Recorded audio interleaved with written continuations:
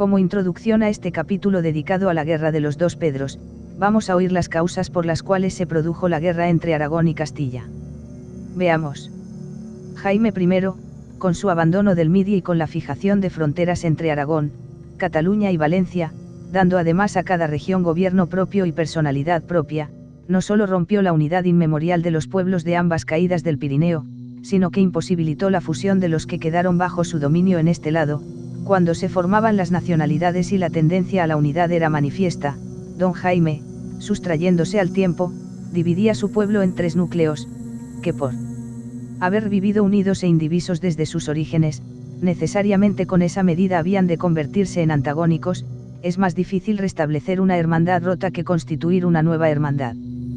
Porque la organización que por natural evolución se dio al reino no fue la de una confederación como generalmente se dice, fue una mera unión personal de tres reinos, cada uno de los cuales no tenía de común con los otros más que el llamar su rey al que lo era de los demás. Territorio, lengua, legislación, moneda, pesos y medidas, todo era diferente.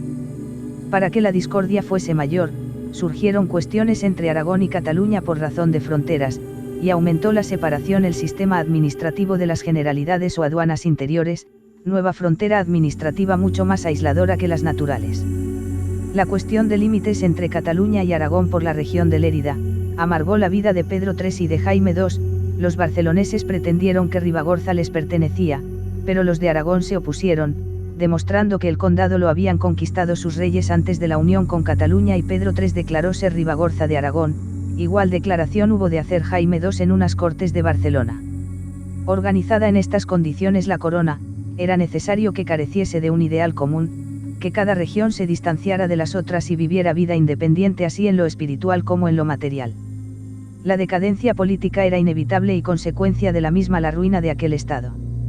Porque enfrente de uno dividido y separado por fronteras políticas y económicas, sin cohesión ni comunicación de sentimientos, se alzaba otro reino peninsular mucho más extenso y más poblado, unido y cohesionado, que habitaba en una tierra alta y era empujado por esta a descender a la llanura y ocuparla. Por otra parte, perdido el ideal de la reconquista por un pueblo como el castellano, que había nacido para realizarla y tenía la organización propia y adecuada a este fin, era casi forzoso que el poder latente que no podía manifestarse con los moros, pero necesitaba desahogo, se manifestara contra alguien, y los impulsos de la tierra, avivados por causas humanas, determinaron el choque. Estas causas humanas fueron la rivalidad de reyes de reinos limítrofes, aumentada por sinsabores familiares. Estos alcanzaron su máximo en las postrimerias del siglo XIII y principios del XIV en aquellas dos devoluciones de infantas de Castilla destinadas a reinas de Aragón y por actos políticos incapacitadas para serlo. Añadiese a estos disgustos sucesivos y bastante inmediatos para que el segundo viniera, no olvidado aún el primero, el desgraciado matrimonio de Alfonso IV con doña Leonor por la mala índole de esta, la peor de sus descendientes, el carácter duro de Alfonso XI, de su hijo Pedro y la suspicacia y falta de escrúpulos de Pedro IV.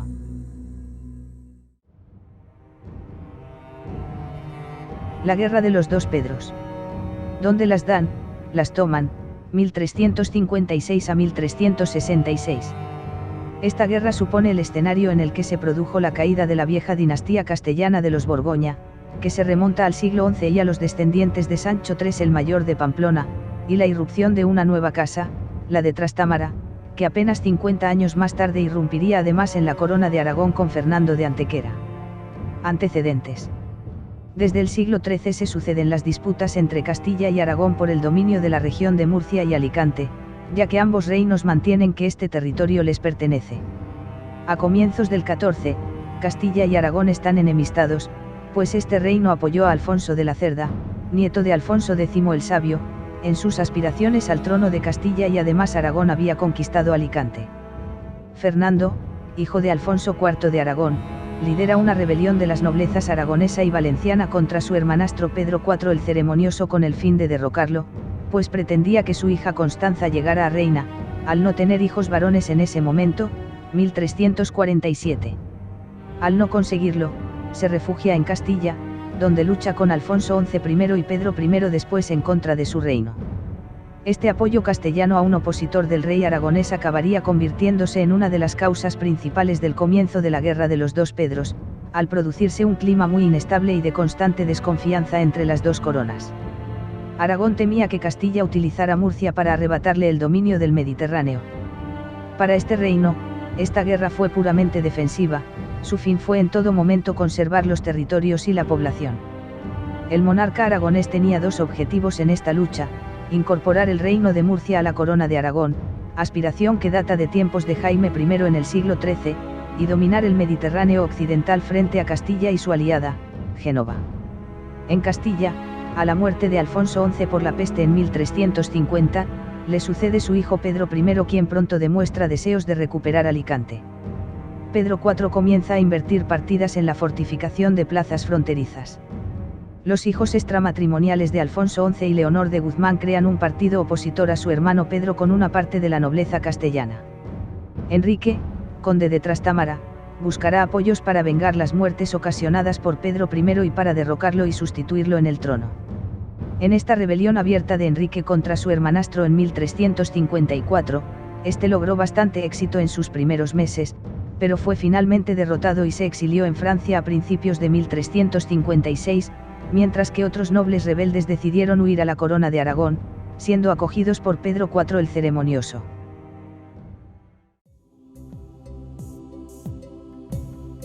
Primera fase.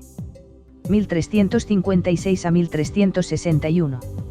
En 1356, el detonante de la guerra fue el hundimiento de dos naves de Piacenza aliadas con los genoveses. Génova es enemigo comercial de la corona de Aragón, por parte de una escuadra aragonesa en el puerto castellano de Sanlúcar de Barrameda, ante la presencia de Pedro I. El rey castellano ordenó la confiscación de todos los bienes de los comerciantes de la corona de Aragón en su reino, en su gran mayoría catalanes. En septiembre de ese año, Pedro I conquista Alicante, pero durante muy poco tiempo. El rey castellano tiene serios problemas para conseguir levas de hombres y engrosar su ejército. A finales de ese año, Pedro IV acoge a Enrique de Trastámara y a un grupo de nobles castellanos en su reino a cambio de vasallaje y la reunión de todas las tropas castellanas contrarias a Pedro I. En 1357, la dominante Castilla contraataca duramente en Tarazona, pero no consiguió la entrada en el Valle del Ebro. Así se estableció una tregua durante la cual Pedro I preparaba el ataque naval a la corona de Aragón. Durante 1358 el rey castellano lleva a cabo una serie de asesinatos entre los miembros de su familia y sus congéneres aragoneses, así como diversos ataques con la ayuda de Portugal. Pedro IV considera la posibilidad de destronar a Pedro I y sustituirlo por Fernando de Aragón o por Enrique de Trastámara a cambio del reino de Murcia y algunas plazas fronterizas. Entraba sin duda en los planes del de Castilla no reñir batallas campales, ni apoderarse de plazas mediante largos sitios, sino simplemente causar daños en la tierra y mortificar a los habitantes. En Cariñena hizo cortar las narices a todos los hombres, y tampoco esperó a su rival. En abril de 1359, la flota castellana, más de 100 naves, con ayuda portuguesa, ataca el puerto de Barcelona en un alarde de fuerza en el que ni siquiera llegaron a tomar tierra o a enfrentarse a la escuadra aragonesa. Pedro IV se reconcilia con su hermano Fernando, quien será un elemento clave para aglutinar a los castellanos contrarios a Pedro I. En la batalla de Nájera, 1360, ambos hermanos, Pedro I y Enrique de Trastámara se encuentran las caras. Pedro I sale victorioso de esta batalla y deja huir a Enrique.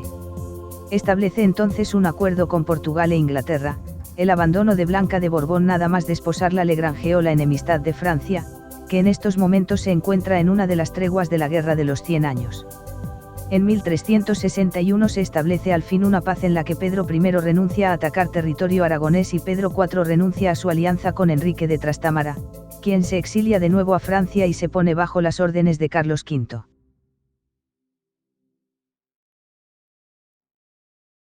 Segunda fase. 1362 a 1365. En 1362 comienza una segunda etapa en la que Pedro I renueva la alianza con Portugal, Inglaterra e incluso Navarra, y ataca y ocupa numerosas villas de Aragón y Valencia.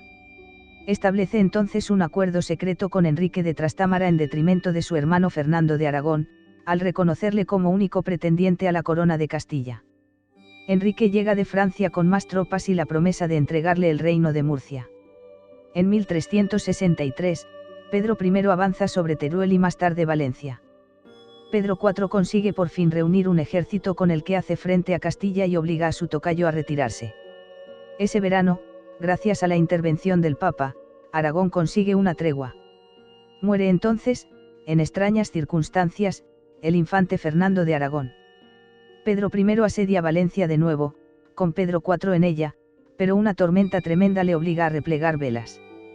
Enrique consigue el apoyo de Aragón y el papado, así como el de Francia, para poder financiar las compañías blancas de Bertrand du Guesclin. Con estos temidos mercenarios al mando de Enrique de Trastámara se inicia la última fase de la guerra.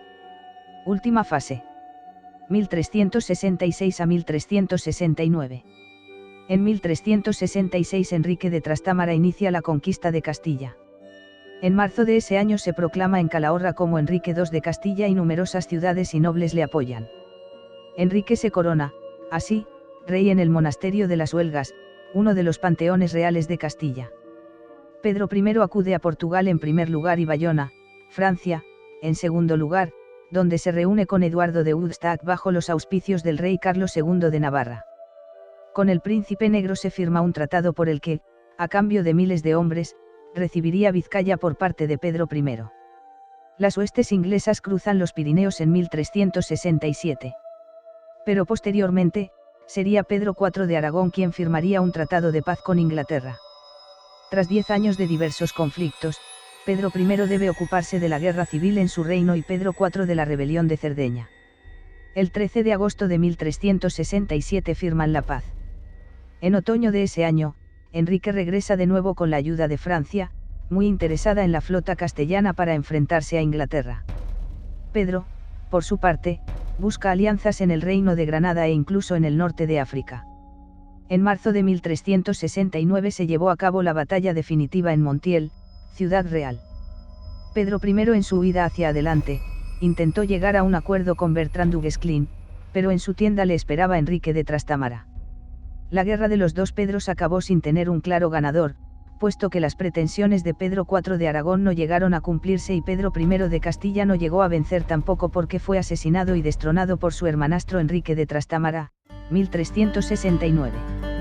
El Trastámara se negó a entregar Murcia y las plazas fronterizas que le había prometido a Pedro IV y el rey de Aragón se tuvo que contentar con una indemnización, Paz de Almazán, 1375.